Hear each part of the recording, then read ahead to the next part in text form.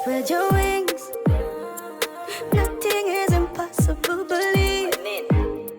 If I can do it, you can spread your wings.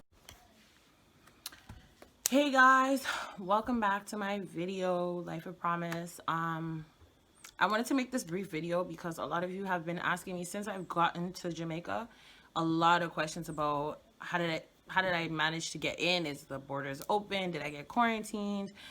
Just a bunch of questions. So I wanted to answer it in one instead of just like keep answering everybody trying to explain the process and everything. So basically, going to Jamaica, I don't know about any other countries right now, but going to Jamaica, they've put an authorization where you have to go on traveljamaica.com and request, and it has to be 3 days prior to you flying. I don't know why they do that, which is so weird, but 3 days before you fly, you have to go on traveljamaica.com and apply for an authorization, and it takes about like 10 minutes, and they're going to send you an email saying, hey, you've been approved. I've never heard like nobody talk about they've been declined or nothing like that. Mostly they ask you questions about COVID, like have you been in contact with somebody with COVID? But yeah, so once you get your authorization, then your travel date comes. So my date was on the 23rd. I went to the airport, and before they even accept your suitcases, your passport, anything like that, they ask you, do you have your authorization? So that's different flying to Jamaica. They'll ask you, do you have your authorization? So you show them the authorization. The authorization, it comes in your email. It just looks like something like this. It's an email, but then it comes with a barcode. It looks like that, travel authorization, and then it has the barcode where they're gonna scan it and make sure that it's really you that got accepted, right? So after that process, then they take your suitcases, blah blah blah. You guys know how that was. Then we fast forward to customs. This is still in Canada I'm talking about. So we fast forward to customs. At customs is where they take your temperature. Once they take your temperature, you're in the good range, you forward on. And then everything after that is just normal, like procedure. You go to your gate, wait to board, whatever. Now, when you get on the plane, Air Canada, I don't know if this is every airline, but Air Canada, they've done this new thing where there's nobody sitting in the middle seat. So it's window, nobody, aisle. So you always have this gap in the middle where just a social distance, right? So that's a new thing that they put together. And then on the plane also, they do not serve you no more like drinks and all that food and little snacks or whatever. This is what they give you. They call it a clean care kit. And basically inside is a water bottle. I obviously drink the water. So it's a little water bottle.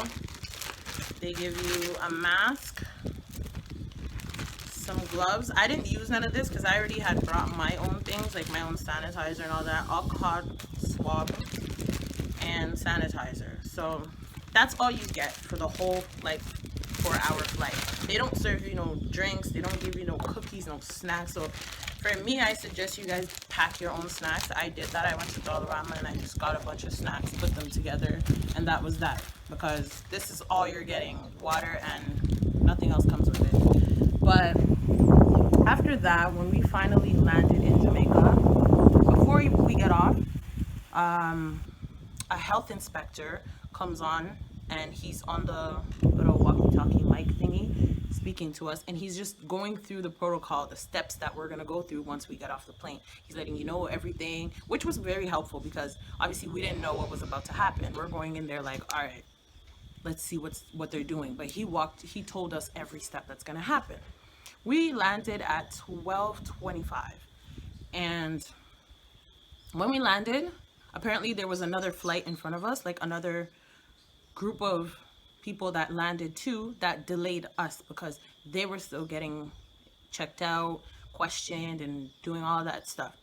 So we were in line for literally 2.5 hours in that little hallway when you get off the plane, and then you're about to go where it says arrivals to go into immigration. That long hallway, we had to like be 6 feet apart, each of us, for 2.5 hours. No water, no nothing. Like all we had is probably the kit that you came off with. That's when I drank this water. I didn't drink it out of the plane. I drank it when I was in line. I started getting so thirsty. So fast forward to the wait. When you get there, I would suggest when you're home, you download this app right here. This app, I don't know if you guys can see it.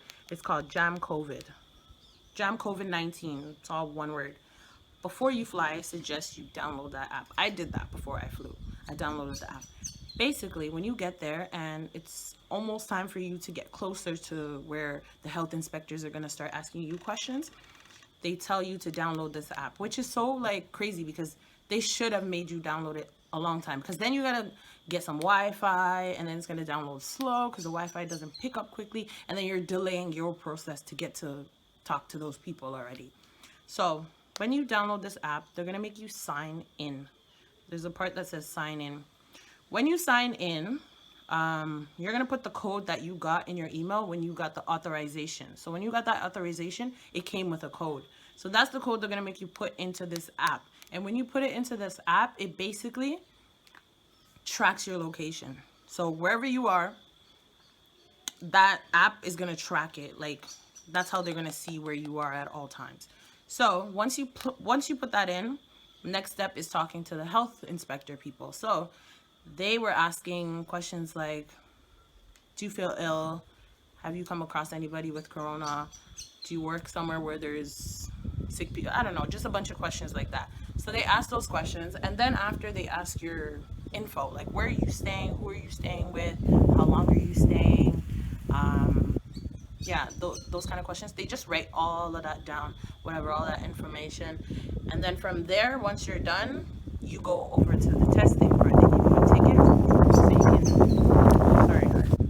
Once you're done that part, the whole talking to the health inspector people, you go over to the testing. Now you have to get tested. Like, it's mandatory. You have to get tested. So you go over to the testing part and they test both your nostrils. They put that long stick down. I could swear to you, they put it in my nose. I felt it till right here. That's how long it is. They put it in there, they hold it for about 10 seconds. Then the next nose, same thing, hold it for 10 seconds. Then they take something that looks like a Q-tip and you have to like say, ah, and they put it down your throat. It probably stops like right here. And then you're done. The test is done. Once that part is over, you go over to customs. Yeah, no, sorry. You go over to immigration. Immigration was like 2 seconds. They just ask you the typical questions they ask you when you usually fly. How long are you here? Why are you here? Who you here for? Or whatever, where you staying. And yeah, then you go through to customs. Customs, I didn't have a problem in customs. They just quickly put my luggages through some kind of scanner thing. And then that was it. So to answer you guys' question, yes, I did get tested. It takes 48 hours before you get back your results. If they do not call you, you don't have corona, you're good, which I never got a call.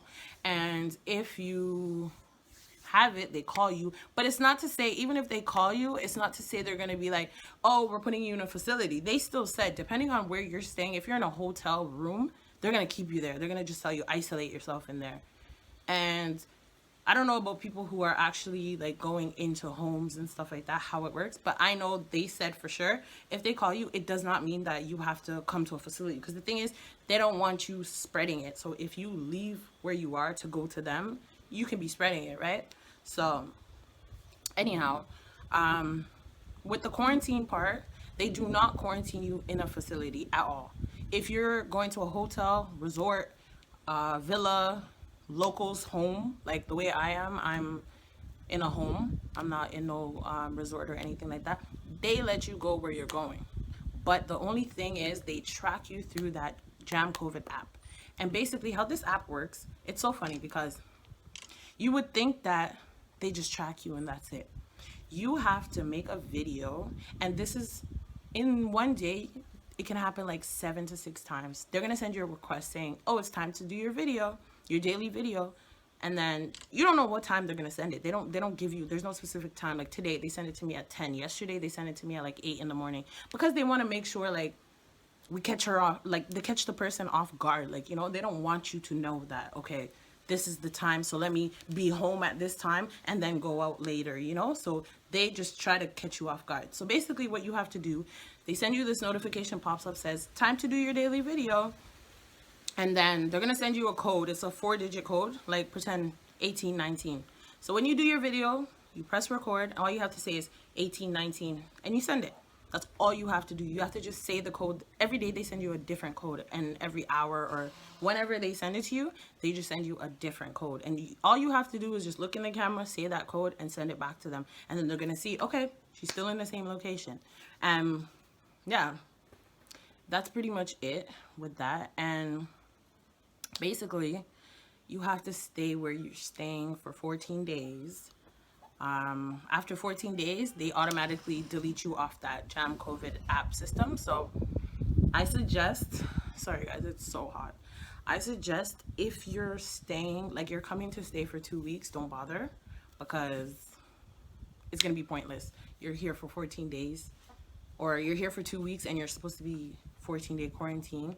But if you're staying more than that, like myself, I'm here a month, so it's like 14 days ain't killing me. Plus I'm with loved ones, families, and everybody, so I'm not lonely, I'm not dying. Like I can still go to the yard and stuff like that. So yeah, that's about it. Honestly, it's not as bad as you think. The only part that's very stressful is just the wait in the airport once you get off the plane, because it's like you're here, you landed, but you still have like 2.5 hours more to go. And also another suggestion I would suggest for people, try to sit in the front of the plane. Like try to get, you see how you get your ticket and then you have to you pick your seat 24 hours before. I would suggest you just pay that $25 or $45, $35, however much the seat is, to sit at the front. Because when you sit at the front, when you get off the plane, you have to do that process. They go by like who comes off first, who's at the front. It goes from front seats to back. So when you guys get off, the front seat people are at the front first to do the process, right? So that's what I would suggest for you guys. Make sure you sit at the front. Pack snacks. It's going to be a long process. And don't forget to download the app, Jam COVID-19. Don't forget to get your travel authorization at traveljamaica.com. And yeah, aside from that, that's everything. I hope I answered you guys' questions. I hope I explained it right. If you guys have more questions, or you want, I don't know, you want me to elaborate with something, let me know, comment below. I'll be more than happy to make a part 2 to this if you guys have more questions or concerns or whatever. I think that's everything for now. Honestly, like I said, if you guys have more questions, let me know, and I will definitely do a part 2 if I have to. So thank you guys for watching my video, for supporting me, and I hope you guys enjoyed the video. I hope you got the information you needed. And yeah, make sure you like, comment, do all those. If you're not subscribed and you just happen to fall into my video, subscribe, because more are coming. And make sure you share this video, because I know there's a lot of you who are trying to come to Jamaica or want to come to Jamaica, and yeah, just need some info. So make sure you share with your friends who are also like wondering what's happening and stuff like that. Catch you guys later. Bye.